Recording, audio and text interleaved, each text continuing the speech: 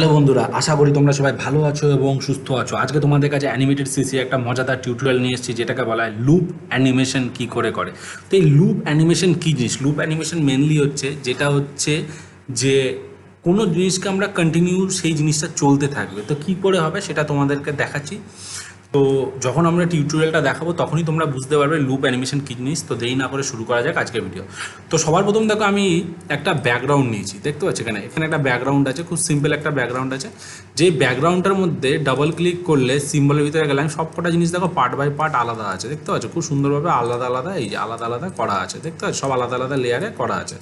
তো আমি কী করলাম, সিম্বলের বাইরে চলে এলাম, ঠিক আছে। আমি কী করছি, একবার কন্ট্রোল জেড মেরে দিই, ঠিক আছে, মেরে সিম্বলের বাইরে চলে এলাম এবং এটার মধ্যে আমি একটা লুপ অ্যানিমেশন করছি। তো কী করে লুপ অ্যানিমেশন করবো, তার আগে আমরা নর্মাল অ্যানিমেশন করি। তো এটা দেখো সিম্বলে আছে, সিম্বলে যাওয়ার পরে দেখো আমি 2 সেকেন্ডে গিয়ে যদি F6 মারি, F6 মারলে কী হলাম, 2 সেকেন্ডে গিয়ে যে কি ফ্রেম কপি হলো, ঠিক আছে।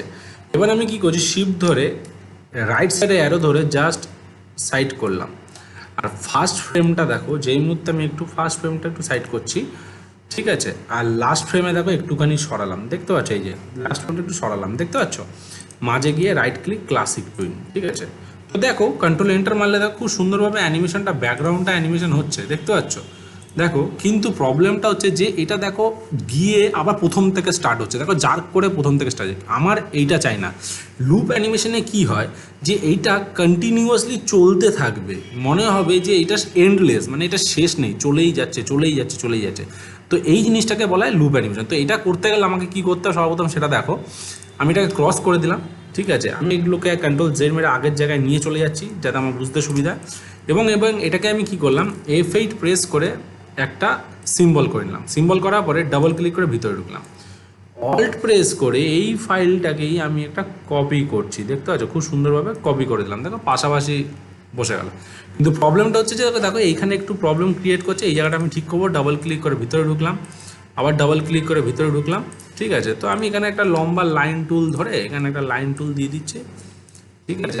আর আচ্ছা, স্ট্রোক কালারটা আমি ব্ল্যাক আছে, এন প্রেস করলাম, এখান থেকে একটা লাইন টুল নিচ্ছি, ঠিক আছে। ভি করলাম, জাস্ট এগুলোকে ডিলিট, এগুলো আমার লাগছে না বলে ডিলিট করে দিচ্ছি, ঠিক আছে বন্ধুরা। তো তোমরাও ডিলিট করে দেবে, কোনো অসুবিধা নেই, ঠিক আছে। আমরা এটাকে ডিলিট করে দিলাম এবং সিম্বলের বাইরে চলে এলাম, আবার একটা সিম্বলের বাইরে চলে এলাম। দেখো খুব সুন্দরভাবে এটা দেখো অ্যাডজাস্ট হয়ে গেছে, ঠিক আছে।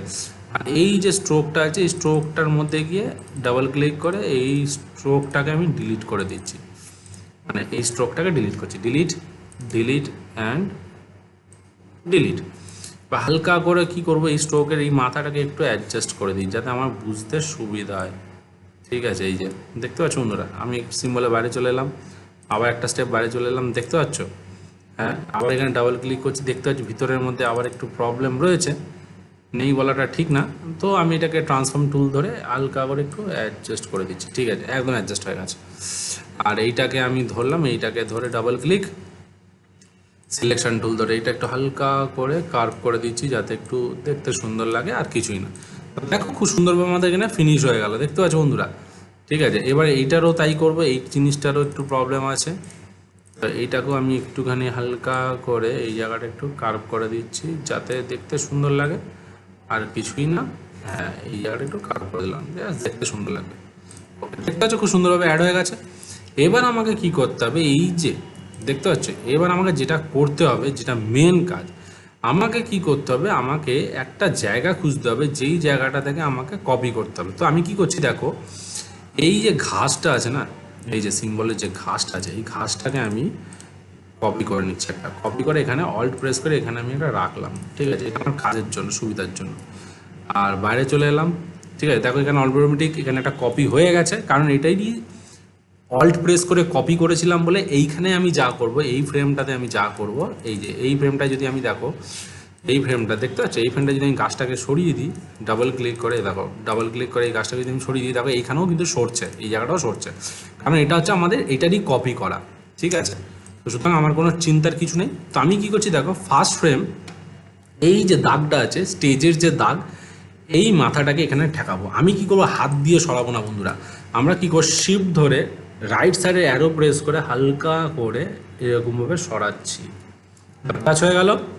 এবং আমি কি করছি, আমি 2 সেকেন্ডে গিয়ে আমি একটা F6 মারবো এবং এই যে দাগটা, এইটাও আবার এই লাস্ট ফ্রেমে, এই ফ্রেমটা সেকেন্ড ফ্রেম যেটা আমি কপি করেছিলাম যে সিনারিটা, এখানেও টাচ করাতে হবে। তাহলে আমি কী করছি দেখো, শিফট ধরে আবার রাইট সাইডে অ্যারো ধরে আমি এখানে টাচ করাচ্ছি বন্ধুরা, দেখতে পাচ্ছ বন্ধুরা, একদম হালকা করে একটু টাচ করিয়ে দিচ্ছি, ঠিক আছে, টাচ হয়ে গেল, দেখতে পাচ্ছ বন্ধুরা, একদম গায়ে গায়ে টাচ হয়েছে এবং একটু ফ্রেম থেকে বেরিয়েও গেছে এটা একটু। তাহলে আমি কি করছি, এই ফ্রেমটার মধ্যে ডাবল ক্লিক করে ঢুকে এই স্কাইটাকে একটু টেনে বড় করে দিই, তাহলে আমার সুবিধা হবে, কারণ একটু হালকা করে সুবিধা হয়ে গেল, দেখতে পাচ্ছ, দেখো আমার সব মিশে গেছে, দেখো আমার মিশে গেছে। তাহলে এবার কী হলো দেখো, ফার্স্ট ফ্রেমে এইখানে দেখো টাচ রয়েছে, এইখানে টাচ রয়েছে এবং লাস্ট ফ্রেমও দেখো সেম জায়গাতেই টাচ আছে, দেখতে পাচ্ছ। ওকে বন্ধুরা, এখানে একটুখানি বাইরে যাবে হালকা করে একটুখানি, হ্যাঁ একদম ঠিকঠাক, দেখতে পাচ্ছ বন্ধুরা। শুধু মাঝে গিয়ে রাইট ক্লিক করে ক্রিয়েট ক্লাসিক টুইন, এবার দেখো যেই মধ্যে আমি কন্ট্রোল এন্টার মারলাম, দেখো কি হলো বন্ধুরা, দেখো এন্ডলেস, দেখতে পাচ্ছ বন্ধুরা, কোনো শেষ নেই, যেটা কন্টিনিউয়াসলি চলে যাচ্ছে, নতুন করে রিস্টার্ট হচ্ছে না এবং শেষ হচ্ছে না, যেটা দেখো লুপ অ্যানিমেশন দেখো কন্টিনিউয়াসলি চলে যাচ্ছে। এই ধরনের লুপ অ্যানিমেশন কিসে ইউজ হয়, সাপোজ মনে করো তুমি দেখাচ্ছ যে একটা ট্রেনের জানলার পিছনে ব্যাকগ্রাউন্ডটা চলেই যাচ্ছে, তখন কি করতে পারো তুমি, এখানে এরকম জায়গায় জানলাটাকে পিএনজি করলে বা কোনো জানলাটাকে ট্রেস করে বানিয়ে তার নিচের লেয়ারে এরকম একটা লুপ অ্যানিমেশন দিয়ে দিতে পারো। তো খুব ভালো লাগে এই ধরনের লুপ অ্যানিমেশন বন্ধুরা, তো তোমরা এরকম ধরনের লুপ অ্যানিমেশন বানাও, ঠিক আছে। তো বন্ধুরা আশা করি তোমাদের আজকের ভিডিও ভালো লেগে থাকবে, যদি আজকের ভিডিও ভালো লেগে থাকে তাহলে অবশ্যই তোমরা তোমাদের চ্যানেলটিকে লাইক করো, কমেন্ট করো অ্যান্ড সাবস্ক্রাইব করতে বলো না। নেক্সট ভিডিওতে আরও কিছু মজাদার নিয়ে আসতে চলেছি, তো সঙ্গে থাকো, সাথে থাকো, বাই।